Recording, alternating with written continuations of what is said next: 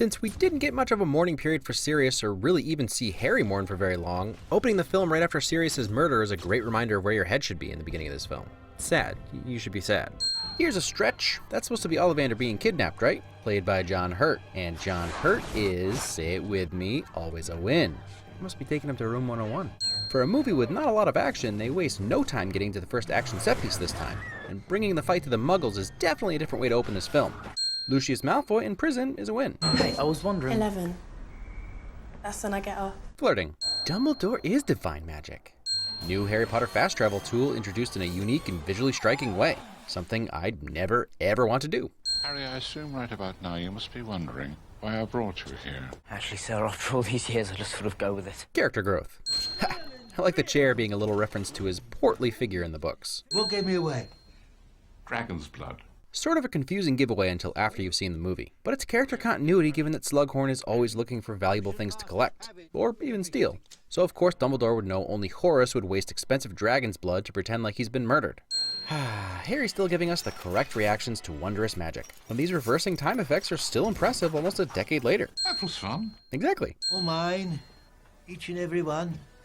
Ex-students, I mean. Everything that is Slughorn is set up really well in this first scene, including the reasons he and Tom Riddle become fast friends. We know this isn't his house. Muggles who own this place are in the Canary Islands. And he's only been here for a week. I never stay anywhere more than a week. Yet he sets up his collection of favorite magical students wherever he goes, revealing how important it is to him. I'd have liked to sit.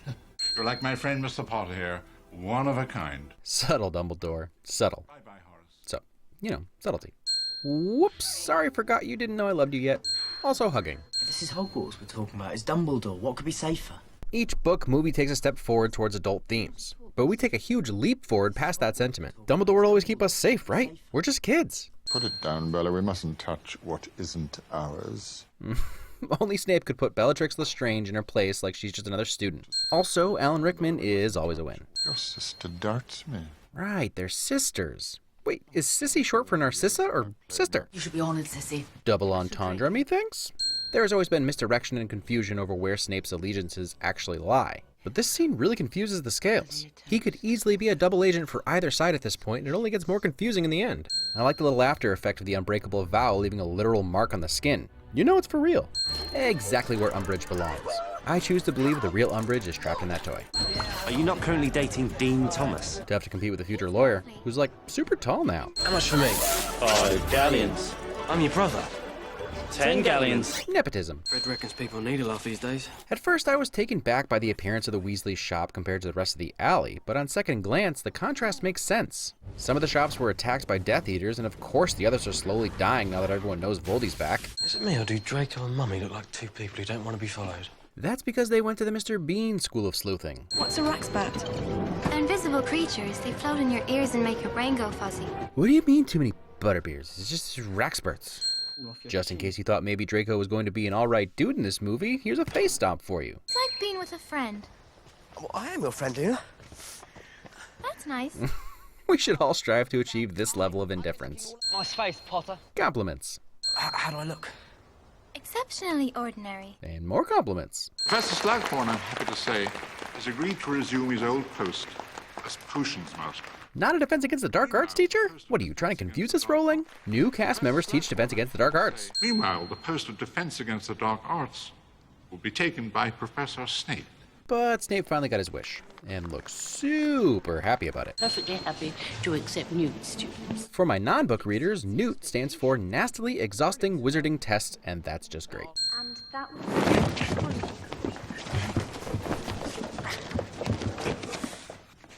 terribly tricky to make. You would know, Hermione, you little potion kitty cat. For example, I smell freshly mown grass and new parchment And Ron Weasley. Also Ron Weasley. A Making Deadly Potions montage is the fastest way to get your obligatory Irish kid's face gets blown up scene. I think he overestimates my abilities, sir. Do you? Definitely. Honesty. Spend a great deal of time with Miss Granger. I can't help wondering if... Oh, no. You're throwing it in my face now, Rowling? Or is this just clarification for anyone who sees it's clearly the better relationship? I can make bad things happen to people who are mean to me. I can make them hurt. And you still wanted to bring this kid to Hogwarts? Credit to Dumbledore, thinking he can fix everyone and not just leaving a young, dangerous wizard all alone to keep wreaking havoc on muggles. And smart of Dumbledore to use fire, a destructive force, to seduce Tom, and his face says it all. You said Professor Slughorn will try to collect me. Do you want me to let him? Yes. Continuing to take developmental strides forward, this is one of the first times that Dumbledore has come right out and straight up asked Harry to do something untoward. A Quidditch tryout montage is the fastest way for Hermione to do something totally unethical, but for love. And let's just say Adam Crowley's lucky he only has one unreal girl to flirt with this year. Luna keeps this same face almost the entire film. So I went to The library. So they do use divination. Good to see you, Wallenby. Wallenby. I was having a hard time placing the Archmaester in the last season of Game of Thrones, and now I'm feeling silly. Jim Broadbent is such a presence. God, a little bit. Perfect explanation of teenage romance. Sometimes she'll think you're flirting. Sometimes she'll be mortified. Then sometimes she'll drop a hint so hard you have to be daft to miss it. She looked over here and saw you snugging me. Would you expect her to get up and leave? You figure it out. Goes the other way too. In fact, some boys would even think this is flirting. Ha! So Leanne either forgot her ID, which this isn't the US, so her nervous tapping on the glass is a little hint that she knew something weird was going on with the package Katie had before she got creepily and involuntarily levitated. Also, Draco being sketchy again.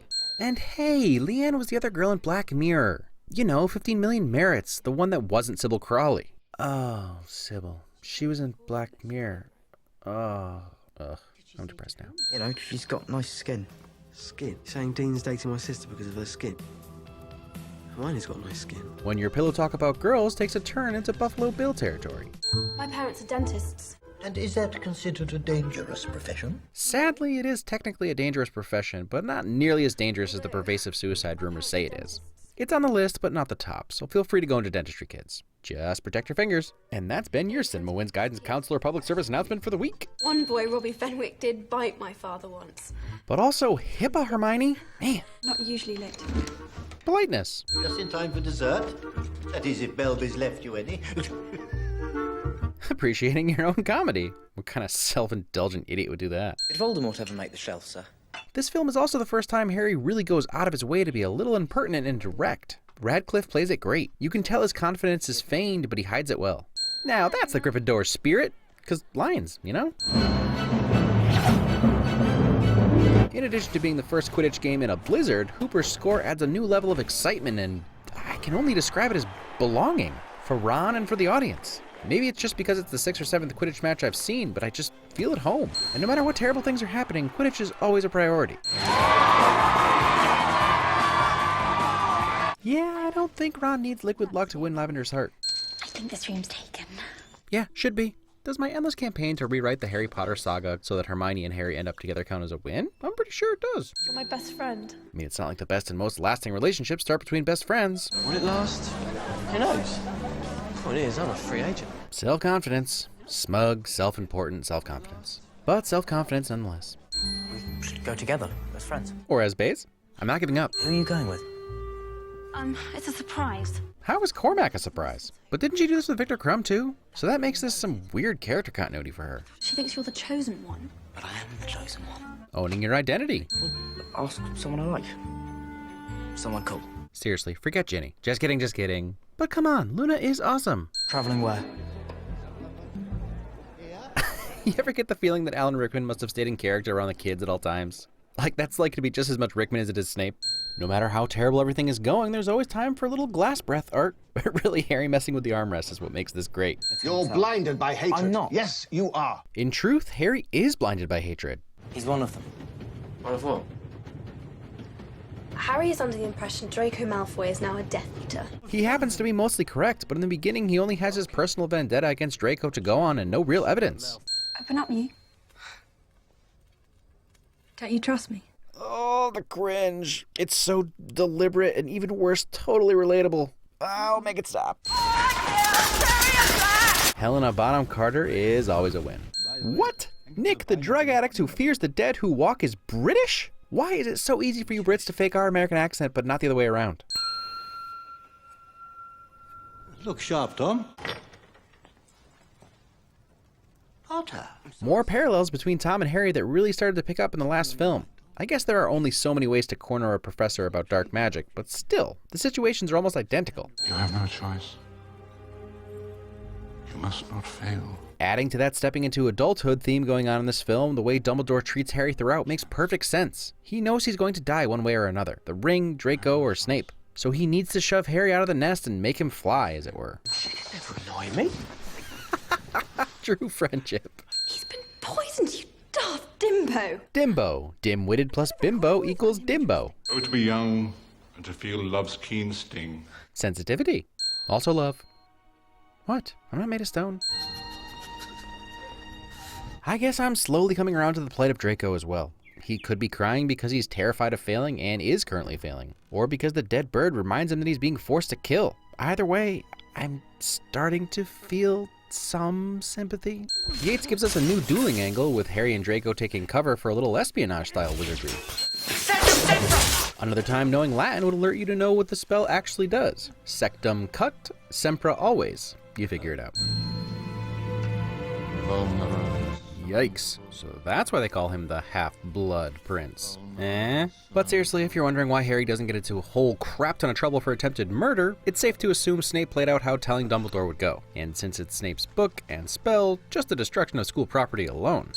Alright, you're winning me over to this too. I just like to see people happy. The Room of Requirement must be where they store props from past films. A couple chess pieces from Philosopher's Stone and possibly the Mirror of Erised? Yes. Articulation. I feel it's the place to be tonight. Do you know what I mean? Felix Felicis, aka cocaine. Hey! Sir. This may just be Radcliffe's best performance in the series so far. This entire scene where he seems to just relax a little goes a long way in making us believe he drank a luck potion that's pulling him around by the belt. There's the misunderstood creature spiders are. Nah, I understand them just fine. If they don't fit under my shoe, I'm running away. I'll give you some credit for the design of this beast, though. Not to mention the pincers. Felix Felicis is a hell of a drug. You go along and then suddenly... poof.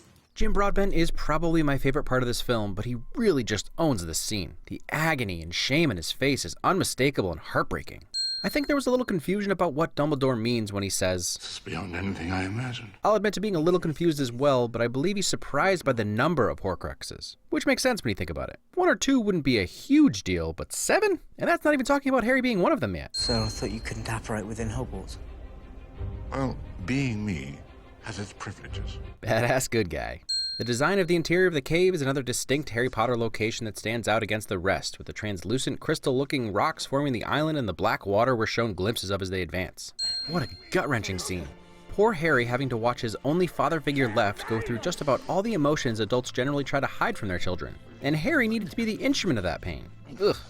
And such a tense buildup. The way Dumbledore's light flies around the room, changing the shadows on his face, the glimpses into the dark water make us uneasy even after the potion is gone. Hard part's over, right? But you know it's not over. The silence is too silent.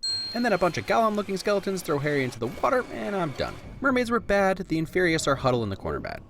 Dumbledore to the rescue again, with the coolest looking magic in this film. Whatever happens, it's imperative you stay below.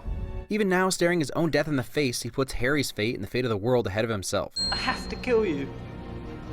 He's gonna kill me. Really gotta give it up to Tom Felton. A character I despised in the beginning of this film has won my sympathy. He may be a spoiled, entitled brat, but he's not a murderer. And I really enjoy the implication that just because he's a Death Eater doesn't mean Harry's prejudice was justified. The best part about this reveal, at least for non-book readers, is that every Draco scene was one long red herring. We're meant to believe that Draco's task is simply letting the Death Eaters into Hogwarts through the Vanishing Cabinet. Severus. Please. What a moment. To the Death Eaters, Dumbledore is begging for his life. Only Snape knows he's begging him not to let Draco become a murderer, which obviously makes it self-sacrifice. Whether the ring was killing him or not, which obviously it was. Avada Kedavra. Man, and what a shock. It's like first season of Game of Thrones shock for people who didn't read these books. Or those books, I guess. Fight back, you coward! Another killer scene where Harry and a lot of the audience can only assume Snape has been revealed. How could killing Dumbledore possibly be the action of a good guy? Even in the saddest moment of the series so far, we get a beautiful illustration of light overcoming the darkness. Do you think he would have done it? Draco. No, he was lowering his wand. And credit to Harry for finally coming around and realizing he was at least partially wrong. I'm not coming back, Hermione. Don't really think you're going to be able to find all those Horcruxes by yourself, do you? It's always good to see Harry be reminded that he needs his friends and they're willing to help him even if he's constantly trying to martyr it up. Some beautiful cinematography in this ending, even if it's probably the most depressing yet. Yeah, so forget what I said about Half-Blood Prince being lighthearted. I said I wasn't sure, so cut me some slack. And also forget about Goblet being the least accurate book adaptation. Things were again changed and left out, and I know a lot of the readers were upset by it. No Astronomy Tower battle, Ginny and Harry's kiss takes place in pretty much the opposite location, and Harry is not Petrificus Totalis under his invisibility cloak during this scene. He just stands there. But I feel like it makes sense in this film. It adds to the confusion of Snape and follows a motif that's heavy throughout the film. Dumbledore continually asking Harry to trust him unconditionally. And this time, as far as Harry's concerned, it doesn't work out. Any Astronomy Tower battle would have taken away from the war in the next film, and taken away from the gravity of Dumbledore's death. Dumbledore's funeral was another one of the bigger pieces missing, but also one where this scene captured enough emotion to excuse its absence. In fact, this is one of the most moving scenes in the series up to this point. The score swells and draws you right into the sorrow everyone feels for such a terrible loss. He was given the reverence he deserved. Yates spends just enough time lingering on the sullen faces before a little light shines through. For David Yates' second outing, I thought he did well, especially keeping the audience intrigued without a lot of the magic action scenes that are usually a large part of the runtime. He ended up playing it more like a spy mystery, with Harry constantly dropping eaves on everyone around him. One little technique he utilized that I really enjoyed is something I like to call, oh, there's Malfoy. He does it a number of times, and it's an interesting way to shift the story to Draco's progress, especially when Draco has very little to actually say. Yates also uses a couple first-person shots or hidden camera shots that add a level of dread to Diagon Alley in tense scenes. But it wasn't all terrible depression and death. The heart and wonder of the Harry Potter universe is still there with some carefree magical moments. For a movie that contains the death of Dumbledore, even he, a man who knows that the ring is killing him, he's still enjoying life. I do love knitting patterns. And there's also some great comedy. What's the matter with Wemby? A few of my favorites were when Harry was high on luck. Surely you realize I can't allow you to go roaming the grounds by yourself. Well, then by all means, come along, sir. This entire scene. You had a family, I trust? Oh, yeah. It was great to see Radcliffe stretch a bit as an actor outside of his norm. One of the biggest themes in this film is a long-standing CinemaWins win. The idea of self-sacrifice comes up quite a lot. Right in the beginning, Harry sacrifices any chance at a date with the diner girl to go with Dumbledore. Snape takes the onus off Draco in killing Dumbledore, and obviously Dumbledore sacrificed himself at Snape's hand, so all doubt about Snape's allegiance would be eliminated in Voldemort's mind, and that the Elder Wand would answer to Snape or nobody, since he wasn't actually defeated, instead of literally anyone else that may have killed him. One thing I find interesting is the lack of a real through-and-through villain in Half-Blood Prince. Sure, Draco's doing nefarious stuff, Snape ends up killing Dumbledore, Bellatrix does mess up the Weasleys' lives a bit, and Hagrid's, but really the story revolves around Harry trying to uncover the truth about Slughorn's memory. Obviously Voldemort is the villain behind the scenes, but Ralph Fiennes wasn't even in this film except for a quick flash, and I think he's in the Horcrux potion? The real main antagonist is Slughorn's guilt, so it was a nice change of pace to not have Slughorn turn out to be a Death Eater in disguise. It's been long enough since I've seen the Deathly Hallows that I'm having a hard time remembering ever feeling happy in this franchise again. Someone tell me it gets better? Anyone? What's next week? Oh, good. Something with a little happiness.